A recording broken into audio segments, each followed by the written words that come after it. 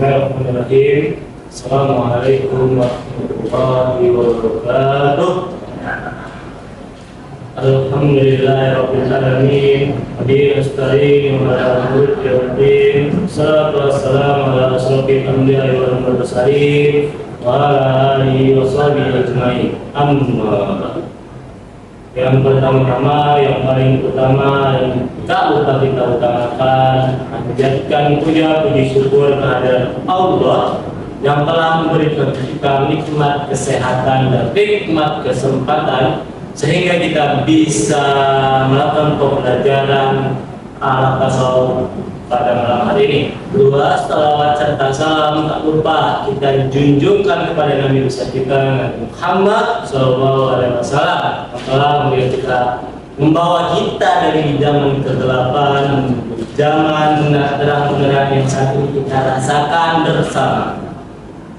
Oke, di sini saya mau Farfi dengan nomor Miram 1207.25.0057 ingin mengerjakan tugas UAS yang dari pelajaran akhlak tasawuf dengan dosen pengampu Bapak Bayu Mujrimi MPDI yang akan saya bawakan dengan bab fana, bako, dan ittihad. Oke, selanjutnya sini ada pengertian fana. Nah, tadi dulu masuk ke fana ya. Secara bahasa, fana berasal dari kata bahasa yaitu fana berarti lenyap atau musnah.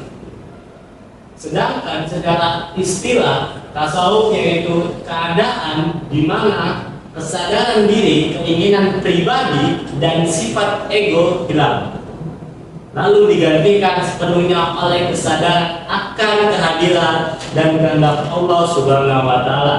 Bukan hilang jasad atau akal, melainkan transformasi hati kita kepada Sang Maha. Selanjutnya di sini ada definisi menurut para ahli sufi. Yang pertama al-Kusyairi. Fana adalah, pendapat beliau ini adalah fana adalah kondisi rohani di mana hamba lupa akan dirinya sendiri, sepenuhnya larut dalam ingatan dan cinta kepada Allah Subhanahu wa Ta'ala. Yang kedua menurut Al-Ghazali, fana adalah tahapan hamba yang melihat keberadaan Allah Subhanahu wa Ta'ala saja, seluruhnya gerak dan hidupnya semata-mata karena kehendak dan ridhonya. Hati sudah lepas dari ikatan urusan duniawi. Selanjutnya tujuan fana. Nah, di sini kita selanjutnya yaitu tentang tujuan fana. Yang pertama, membersihkan hati dari sifat-sifat buruk dan hawa nafsu.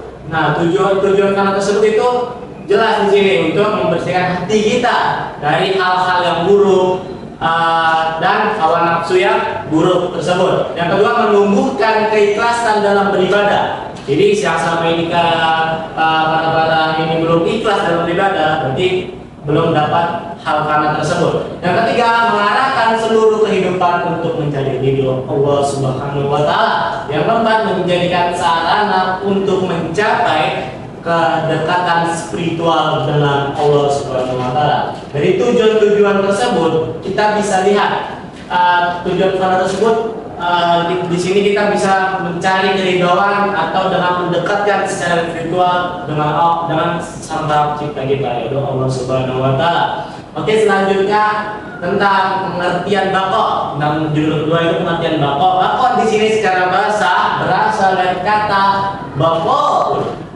yang artinya tetap, kekal atau terus-menerus ada. Dalam tasawuf, bako adalah keadaan spiritual seorang hamba setelah mencapai fana. Nah, setelah sampai fana itu ada bako, yaitu tetap hidupnya dalam kesadaran Allah Subhanahu wa Ta'ala dan menjalani kehidupannya sesuai kehendaknya. Pada tahap ini, sifat-sifat tercela telah tergantikan oleh akhlak mulia yang bersumber dari nilai-nilai ilahiyah.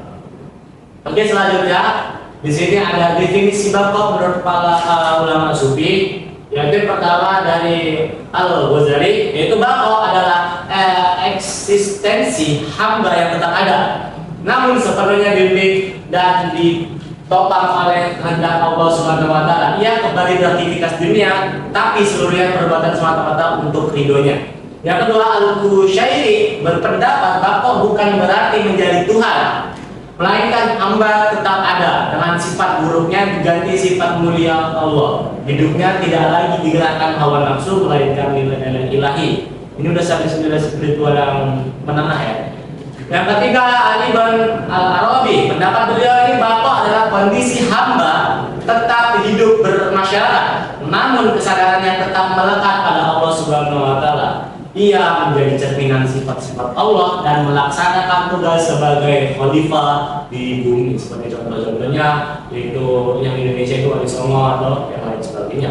Oke, selanjutnya tujuan pokok adalah agar seorang hamba senantiasa hidup dalam kedekatan dengan Sang Penciptanya yaitu Allah Subhanahu wa taala, menampilkan akhlak yang mulia seperti sabar, syukur, ridho, kasih sayang, dan keadilan, serta menjadikan seluruh aktivitasnya berlandasan nilai-nilai ketuhanan tanpa dikuasai oleh hawa nafsu. Yang biasanya hawa nafsu manusia ini sangat tinggi ya. Ini udah sampai nilai spiritual pertengahan. Oke, selanjutnya di sini ada kedudukan bako. Nah, kedudukan bako ini merupakan tahap lanjutan yang menyempurnai dari fana. Nah, ini lanjutan dari kedudukan itu yang dilanjutin dengan oleh penyempurnaan dari fana. Bahkan dianggap sebagai puncak perjalanan spiritual oleh sufi. Pada kedudukan ini seseorang tetap menjalani kehidupan di dunia, namun seluruh pikiran, sikap, dan tindakannya dipenuhi kesadaran akan Allah serta mencerminkan sifat-sifatnya dalam kehidupan sosial atau bermasyarakat di muka bumi. Selanjutnya pengertian ittihad. Nah, selanjutnya pengertian ittihad ini secara bahasanya itu al-ittihad. Asal kata wahada yahidu ittihadan yang berarti bersatu atau menjadi satu. Nah, sedangkan dari istilah tasawuf yaitu bukan menyatu zat hamba dengan zat Tuhan, karena Allah itu maha beragam, maha sempurna, dan terpisah dari makhluk. Artinya penyatuan kesadaran, kehendak, dan hati hamba sehingga sepenuhnya menyatu dengan kehendak dan cinta Allah, bukan makna harfiah atau zat, melainkan makna simbolis dan pengalaman batin. Ungkapan yang dipakai ini adalah aku adalah dia yang kucintai dan dia yang kucintai adalah aku, menggambarkan kedekatan dan kesatuan hati, bukan kesamaan zat yang dengan maha kuasa. Selanjutnya tujuan ijtihad. Yang pertama, menghilangkan sifat ego atau kesadaran diri yang memisahkan hamba dengan Allah. Yang kedua, mencapai derajat fana, menghilangkan keinginan pribadi dan bako, tetap hidup dalam kehendak Allah. Yang ketiga, menjadikan hati sepenuhnya tunduk, selaras, dan menyatukan dengan kehendak serta cinta Allah Subhanahu wa taala. Dan yang ketiga, meraih kedekatan hakiki dengan Allah dan yang terakhir sebagai simbol pencapaian puncak kesadaran spiritual, bukan untuk menyamakan makhluk dengan Sang Pencipta. Jadi dari ittihad tersebut sudah mencapai nilai tertinggi dari yang tadi dari fana dan bapa, tapi tidak menyamakan hal tersebut dengan Sang Maha Kuasa yaitu Allah Subhanahu wa taala. Selanjutnya kedudukan ittihad. Nah, di sini ada kedudukan ittihad yang mendapati posisi sebagai puncak pengamalan batin dalam ajaran tasawuf yang dipahami secara makna simbolis bukan secara harfiah. Ia tidak menghilangkan perbedaan hakikat antaranya makhluk dan pencipta, serta menjadi tahapan yang berkesinambungan dalam perjalanan spiritual, yaitu setelah melewati fana dan derajat bako.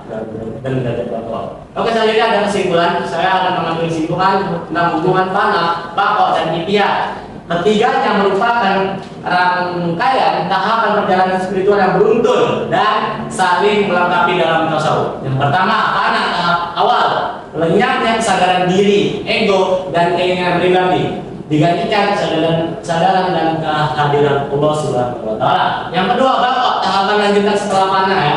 Hamba tetap hidup dan beraktivitas di dunia, namun seluruhnya sikap dan tindaknya sepenuh terarah serta dibimbing oleh kehendak Allah Subhanahu wa taala. Selanjutnya yang terakhir, ittihad, puncak perjalanannya terwujudnya kesatuan hati kehendak dan cinta hamba pada Allah Subhanahu wa taala bukan penyatuan zat, melainkan keselarasan total dengan kehendaknya. Intinya, fana menjadi jalan, baqo menjadi wujud kehidupan baru, dan ittihad menjadi puncak kehendak hakikat hambanya dengan Sang Maha Kuasa yaitu Allah Subhanahu wa taala. Oke, cukup sekian presentasi dari saya. Kurang lebihnya mohon maaf. Bila taufiq wal hidayah. Wassalamualaikum warahmatullahi wabarakatuh.